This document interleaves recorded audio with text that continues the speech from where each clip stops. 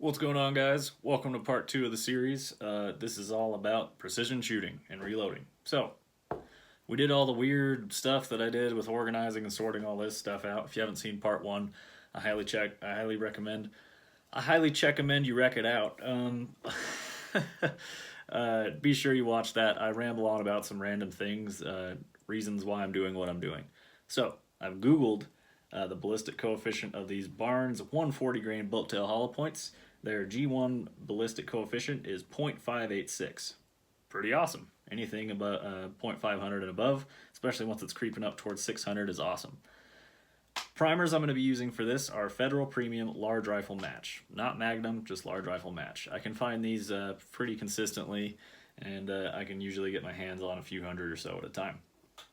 Powder we're going to be using, Hodgdon H4350. It's a favorite for the 6.5 Creedmoor guys, and for good reason. With my 147 grain ELDs, I can consistently get single-digit standard deviations, and admittedly, I'm not even that good of a reloader. So, those are the components we're using, but not too fast. Before we skip over Atlas Development Group, these guys make really awesome, very consistent brass. This stuff's excellent. Definitely check these guys out. Any of the Ultra Mag line, they've got you covered. They're getting into the short action Ultra Mag line, and you got 300 Win Mag, like probably the nicest 300 Win Mag brass you can buy. 338 Lapua. So if you're looking for big cartridges and high quality brass, these guys are your ticket. This 6.5 Creedmoor is in their bright finish, and this has actually been once fired and cleaned already. But I've once fired all the brass from these guys now because it's excellent. So, components we're using right here. This video is going to be basic loading, so it's time to start priming. Let's get to it. If you didn't know, Federal Premium Large Rifle Match primers are, and they've got like a weird red paste in them, so they're easy to identify. Don't know if you know that, but if you've never seen them before, there you go. Now you know. Now, oils and water or humidity can destroy primers. Luckily, I live in a pretty dry air state in Utah. We don't get a whole lot of humidity, and my hands actually have like soot on them right now, so they're not oily and they're not wet. So I handle my primers with my hands. I've had like one primer fail on me, but out of the couple thousand rounds I've made, maybe it was just a bad primer. So I trust this. If you don't, that's okay. Wear gloves when you're reloading. There we go. Throw a case in here. I prime off the press. Unfortunately, it's not like the most consistent way ever to prime, but it gets you a good feel and you can get it figured out. So I always flip mine over, feel it with my finger, make sure they're seated in all the way, and then start motoring through them. I'm not going to bore you guys with priming all of these, so with the magic of video, I'm going to let you guys skip ahead. And primed. Alright, cool. So these are done now. Time to move on to powder charges. I'm going to throw this in my powder hopper, start throwing out charges. So in a second, we're going to get the scale out, which is about right now. Powder.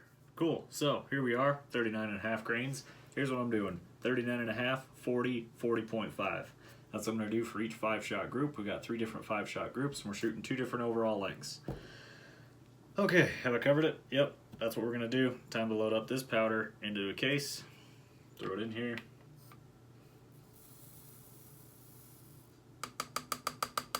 $39.5 goes in there. Throw the powder pan back on there. Make sure it's zeroed. Hit tear. Yep, that thing's ready to rock and roll. Let's throw another charge.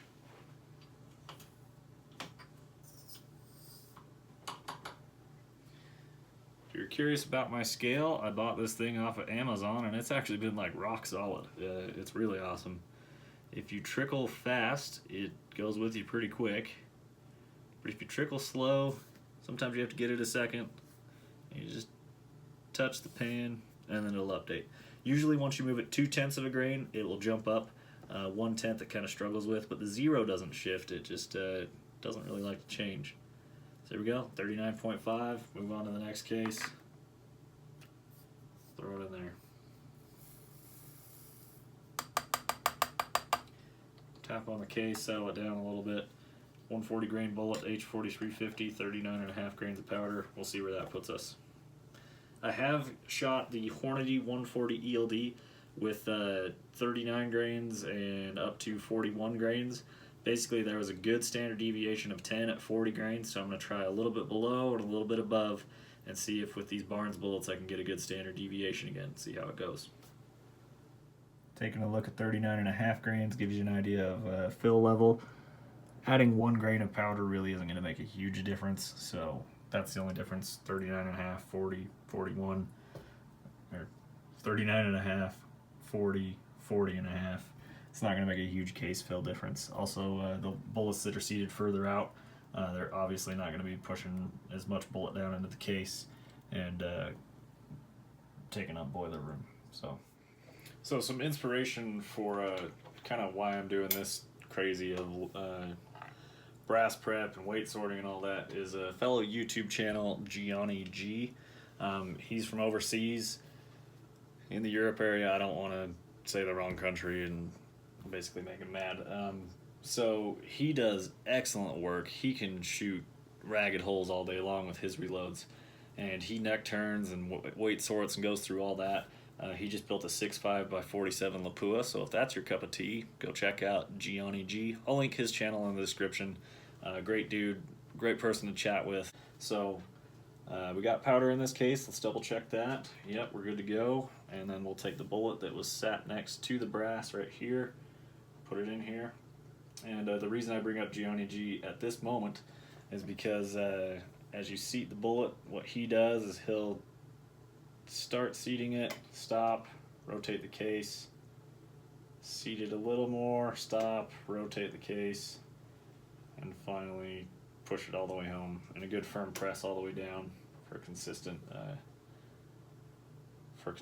seating depth. Man, with that expander mandrel, it really opens those necks up, and it does not take a lot of force at all to seat that bullet. That thing's going in there buttery smooth. It also might have just a touch of that Redding sizing die wax in there, which may ruin this whole test. We'll find out later, but you know, we'll see how it goes. So something I'm curious about. Let's take a case right here. We're going to zero the calipers out on the mouth of the case. 0.290 is what it's reading right now. So let's zero it out. Rotate it around while it's in there. So let's take the case. Again, take its weight sorted bullet. Set that in the case. And then we'll just ever so gently go up till we feel it start to seat. Right there. Move it down, rotate it. Down a little more, rotate it again, and then give it its final seat home. Good firm press on the bottom. And there we go. So now let's see how much neck tension is on these. Looks like 1/2 thou to 1 thou. Not a crazy amount of neck tension at all. So very interesting. I'll check that on a few other ones. Hey dog, you want to stop licking your paw over there? Hey, stop it. So we'll set that in there. Let's check this case. 0, same as the other case. 1/2 thou, 0. So let's take this. Nice and easy seating. Rotate it. And rotate it again. So let's check and see our overall length. If we're in spec of where we want it to be.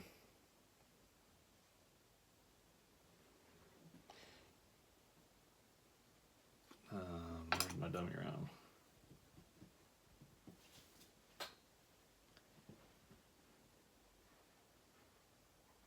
.835 overall length. So these things zeroed. Oh, that'd be why. So 2.835. See where this one's sitting. Perfect. Exact same. And we'll go on about our day. Let's grab my comparator here. And we'll measure these to the ogive and see how consistently these cheap dies, the cheap Lee seating die seats the bullets. In my experience, my Lee seating die has seated my bullets more consistently than my Hornady die does with my 7 WSM. So nice and easy. We'll zero that out.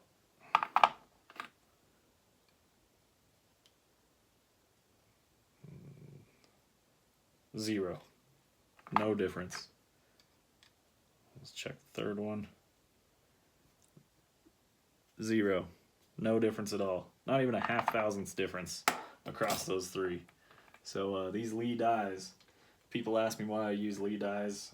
One, they're extremely affordable, and that's the reason I have it, but you know what, the performance I get out of it, I'm not going to switch this out for some micrometer seating die or anything like that. I mean, all you got to do is get your calipers out. That's your micrometer to seat your bullets. So, negative half thou, not bad. And then we'll seat this final one. We'll label it, and that'll be the end of this video. I don't think you guys want to watch me load up the other 25, do you? So there we go. Man, it does not take much to seat these bullets. There's very little neck tension on them. Like I say, I'll be single feeding these, because if I feed them from the magazine, my fear is that it's going to try and push the bullet back and kind of mess with my overall length as we go. Half thousandth long. So there we go, guys. Across those four, there's a thousandths of difference, or across those five. So then we just take my Sharpie, and I've got to write two things on it. I've got to write the powder charge and the overall length. So I'm going to write 39.5 H, and I'm just going to put an L on it for long. So if my Sharpie will work, 39.5 H and L for long. There we go, 39.5. It's labeled. Put this guy in the ammo box. I can't wait to get these things to the range to see how they shoot. There is a part of me that hopes that these don't shoot at all, because if they don't, all of this really didn't mean much. Now, it could just be the bullet and powder combination. However, if I can get away with just stuffing components into my cartridges and having them shoot awesome, I'm all about that. But I've got to try it to see if it makes a difference. Even if these do shoot lights out, maybe I will try that at a later point.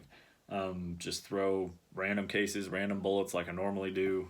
Just throw it together. Still do the precision seating and powder charges and all that, trickling up and making sure everything's even. But if I can get them all to shoot with minimal effort in the reloading process, that's what it's all about. So this is my crazy going for it match ammo, and these things do look good. Just that classic 140 grain 6.5 millimeter bullet, seated out a little bit long. I've always liked the look of bullets that have been seated out a little bit longer than normal. So that's it for part 2, loading these up. Part 3 is going to be going out and shooting them. I really appreciate you guys' time. Thanks for hanging out with me. Thanks for putting up with all my quirkiness and craziness and ramblings about things that I am trying to understand. So thanks again. I really appreciate it, and we'll catch you guys in the next video.